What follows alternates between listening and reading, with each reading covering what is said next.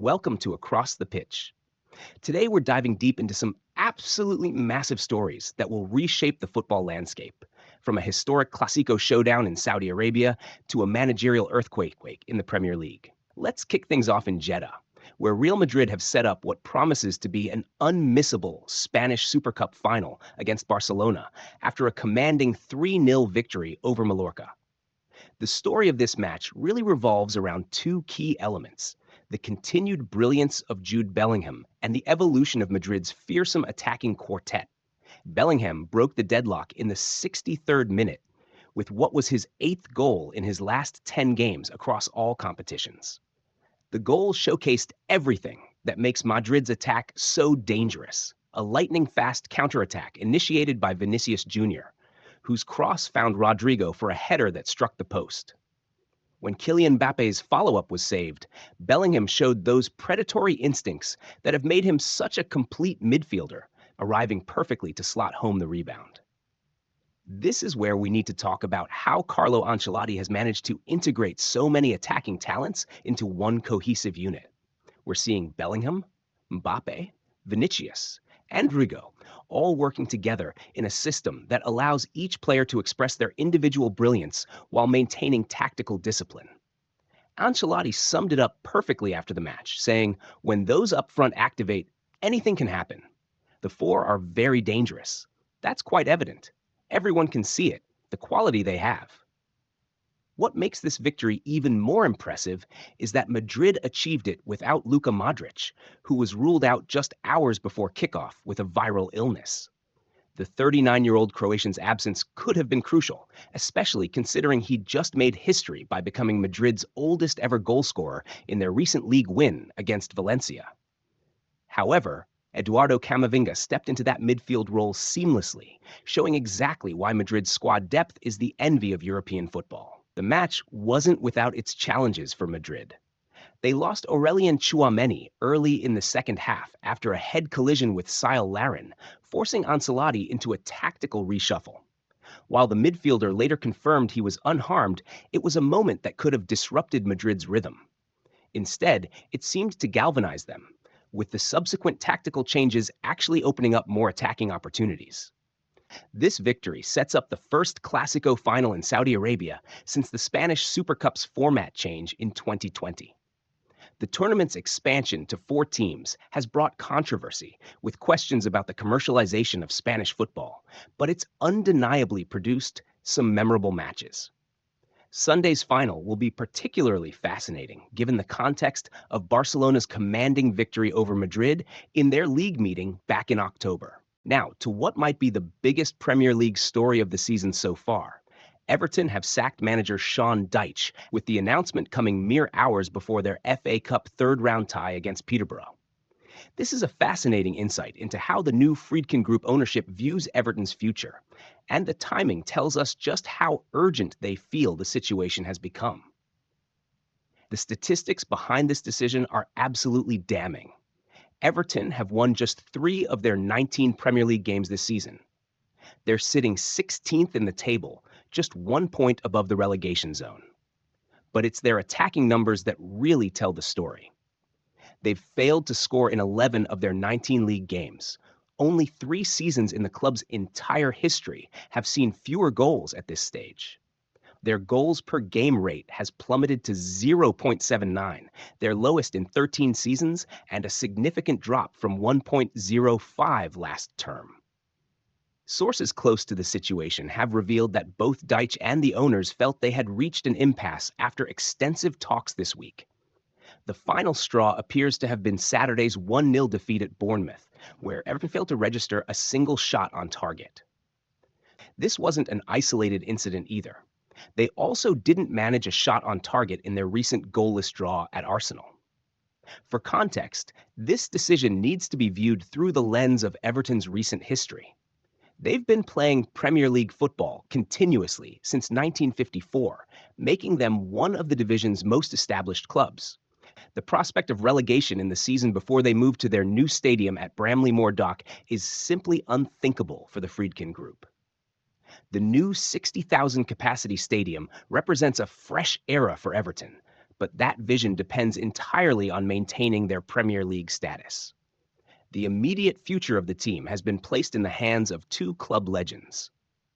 Under-18 coach Leighton Baines and current captain Seamus Coleman took charge for tonight's FA Cup tie against Peterborough, and they got off to a winning start with a 2-0 victory.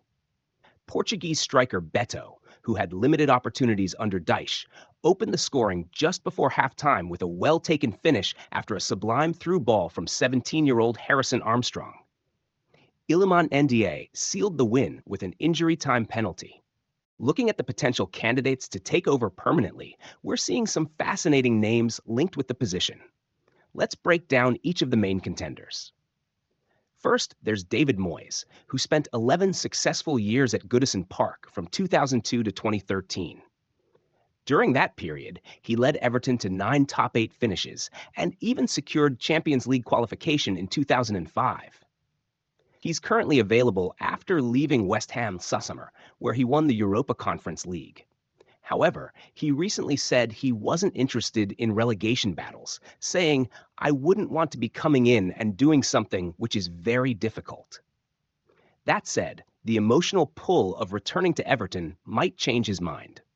Thomas Frank is another interesting possibility. He's done an exceptional job at Brentford, taking them from the Championship to establishing them as a solid Premier League outfit. His teams play attractive football, and he has a proven track record of getting the best out of limited resources. The question is whether he'd leave a stable project at Brentford for the challenge at Goodison Park. We're also seeing Steve Cooper's name mentioned. He's available after being sacked by Leicester, and while his time there was brief, his work at Nottingham Forest showed he can handle the pressure of a big club with demanding fans.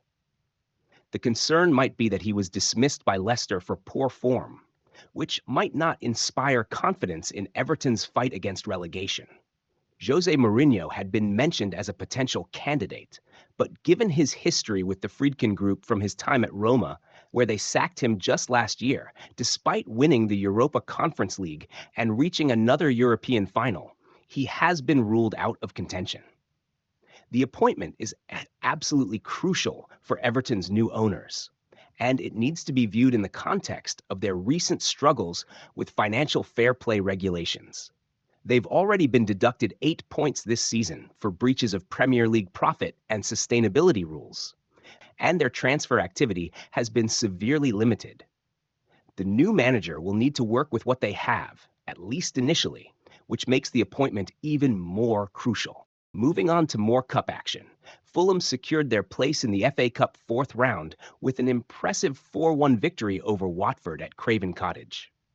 Marco Silva's side dominated throughout, though they did have to overcome one of the goals of the round when 19-year-old Rocco Vada equalized for Watford with a stunning 30-yard strike that left keeper Steven Benda with no chance.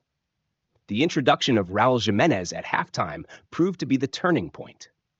The Mexican striker has found his goal-scoring touch recently, and he continued that form by converting from the penalty spot after Adama Traore was brought down in the box. From there, Fulham took complete control, with Joachim Andersen scoring a superb volley from a corner before Timothy Castagne wrapped things up with a late header from Martial Godot's cross.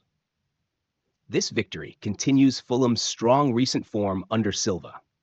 They've been particularly impressive at Craven Cottage this season, making it a fortress where even the top teams have struggled.